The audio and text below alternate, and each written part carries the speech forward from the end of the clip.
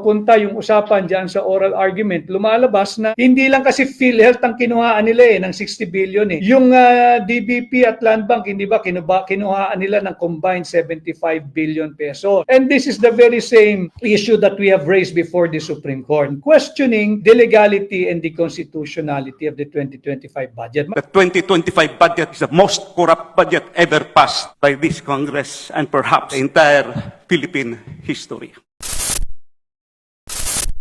Doon na papunta yung usapan dyan sa oral argument, lumalabas na meron pong lumustay ng pera ng PhilHealth at ginamit sa hindi dapat paggamitan.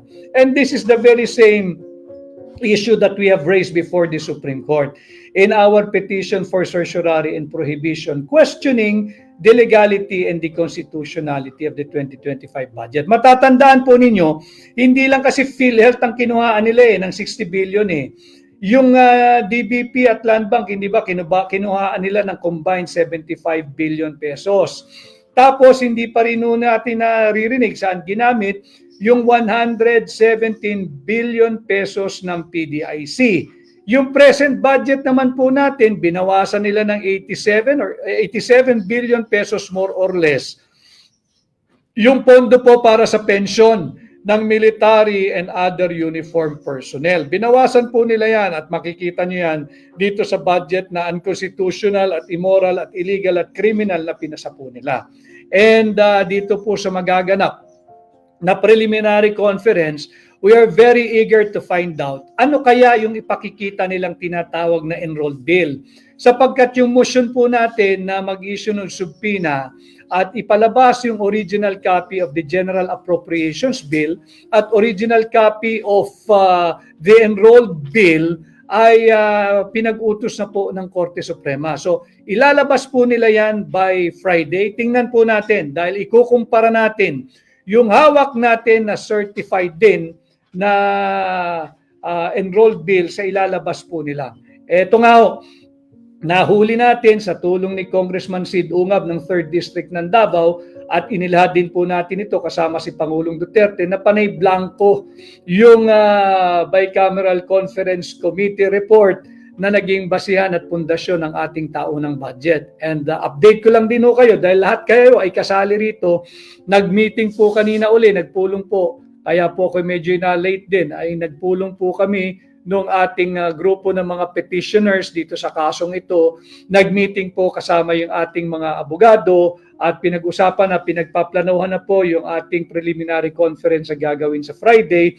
At naghahanda na rin po kami with all the heavy research na aming gagawin at pag-aaral para sa oral argument. Sana ay patuloy na manindigan ang ating mga mahistrado, ang ating mga hukom sa Korte Suprema sapagkat wala na pong matatakbuhan ang masambayan ng Pilipino pagka ganito tratuhin ng Executive at Legislative Department ang ating saligang batas. Talagang sinasalaula makikita natin, malinaw naman sa saligang batas, hindi mo pwedeng galawin.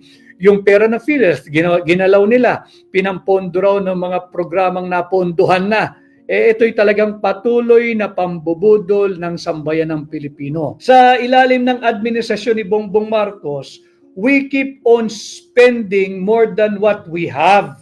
Hindi po pwede yun, hindi po yung sustainable. Kulang po tayo, deficit po lagi ang national government. At pag kulang ang buwis, para mapunan, mangungutang na naman ang Pilipinas. At yung utang na yan, magising po tayo, hindi po si Bongbong Marcos at ang kanyang administrasyon ang magbabayad niyan. Ang magbabayad po niyan tayong mga Pilipino. Kaya ginigising ko ang inyong isipan, puso't damdamin para marinig po ang inyong tinig. Makialam kayo, pera niyo po ito. When we speak of national budget, pera niyo po ito. Now, paano dapat labanan ang inflation? Magsimula ang gobyerno sa sarili niya. Magsimula ang gobyerno sa kanyang sariling budgeting process. Dapat meron tayong fiscal discipline. Dapat matuto tayong mamaluktot pag maiksi ang kumot. Yun po yung ibig sabihin ng fiscal discipline. Dapat po marunong tayo ng austerity program or austerity measure should be put in place. Yung pagtitipid. Paano tayo magtipid? Tigilan nyo na po yang walang katuturan ninyong akap at ayits, yang korupsyon ninyo dyan sa ating national budget na itinatago ninyo sa mga flood control programs. Yan po yung ibig sabihin ng fiscal discipline at austerity measure at yung tinatawag nating belt tightening. Maghigpit po tayo ng sinturon. Hindi po yan ang tugon. Meron po lumabas na balita na bibili ng missiles ang Pilipinas at kung ano-ano pang gamit militar o pandigma.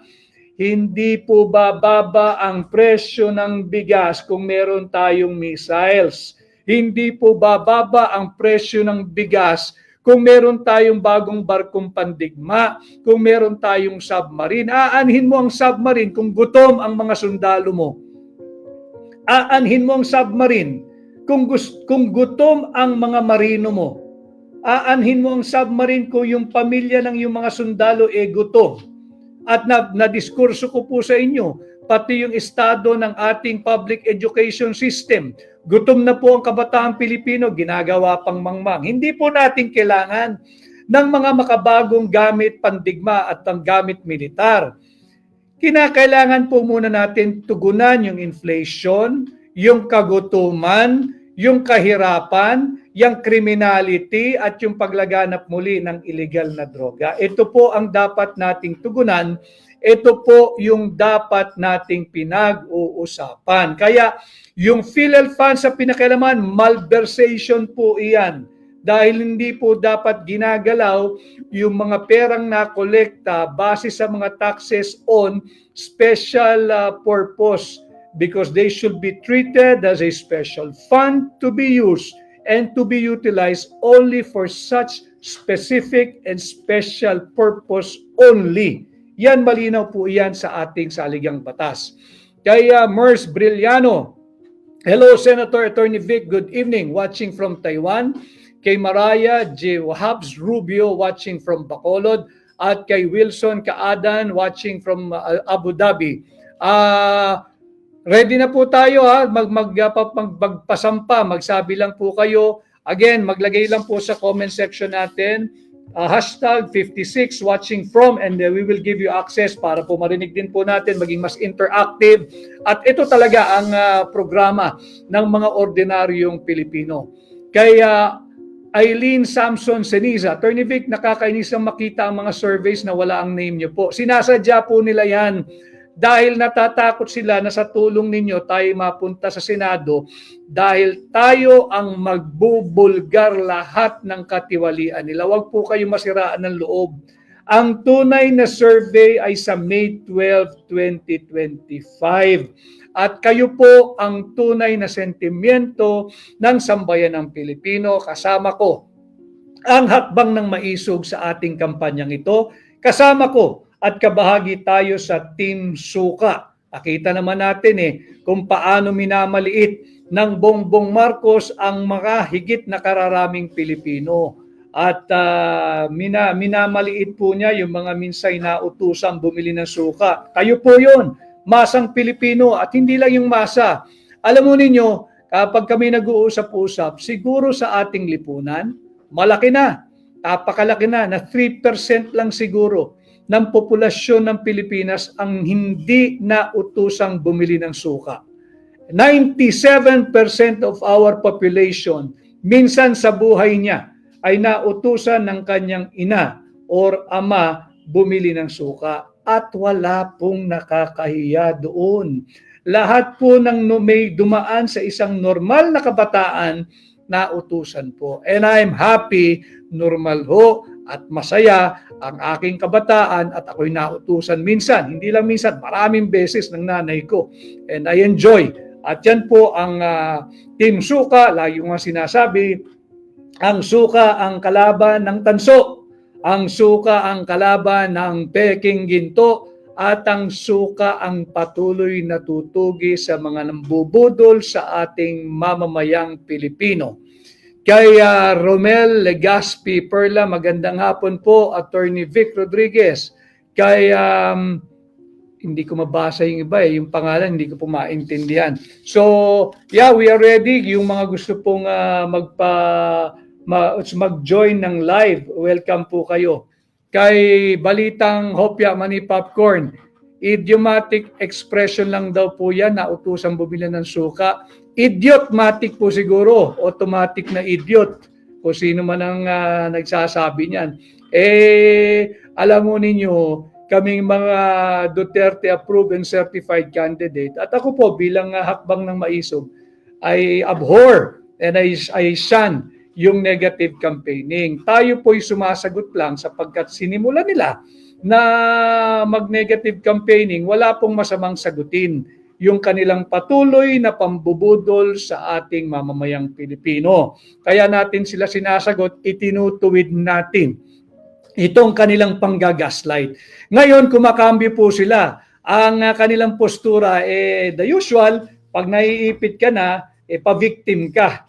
Pa-victim ka, paawa ka na, saan ka naman nakakita? Yung nang bubuli, ngayon, ang dating, inaapi na at parang siya pa ang kawawa. Sinimulan ang negative campaigning, hayaan nyo kaming i-refute or sagutin or i-debunk itong patuloy na paggagaslight at pambubudol ninyo sa aming mga Pilipino. So, yun po yung ating pinag-uusapan, malversation po. There are two parts of the annual budget that is presented to us by the executive. First part is the new general appropriations, and the second part is the automatic appropriations. Yung automatic appropriations, hindi na natin yan pinag-uusapan dito because they are already covered by previous special laws debated by our predecessors. Pero in the 2025 budget, the automatic appropriations were mangled. Lumampas. May dagdag bawas. 14 special laws were amended. Kasama na yung PhilHealth law at saka syntax law amended. Ang daming ginalaw. 14 special laws sa automatic appropriations na hindi dapat ginagalaw yan. Pagdating sa new general appropriations, kaya nga tayo tinatawag na General Appropriations Act, New General Appropriations, yun yung ating didiscuss. What comprises the new general appropriations? The program funds and the unprogrammed funds. Program funds, 26 out of 27 departments were mangled beyond recognition. Isa lang ang hindi ginalaw, DBM. Bakit ang lakas ng DBM? 26 were mangled. Dagdag bawas. At saka yung program appropriations nilipat sa unprogrammed, including the foreign assisted projects.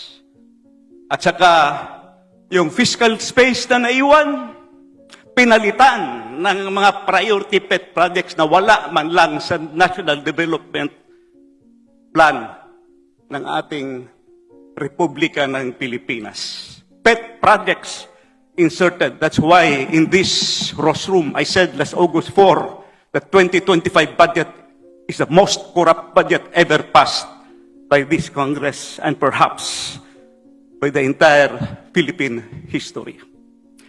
Ginalaw, program appropriations, and program appropriations may ongoing releases pa. Alam niyo kung anong worry ko? For us, legislators, even the executive, must consider that the number one priority of the Constitution says that education will be given the priority and the highest budget year per year.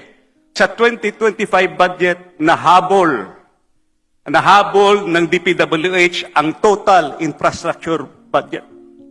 Kahit ano pang sasabihin nila at binago yung composition, still, malaki pa rin ang infrastructure budget kaysa education sector. And they are still releasing from unprogrammed funds. Mas lalong lumaki yung gap between infrastructure and education.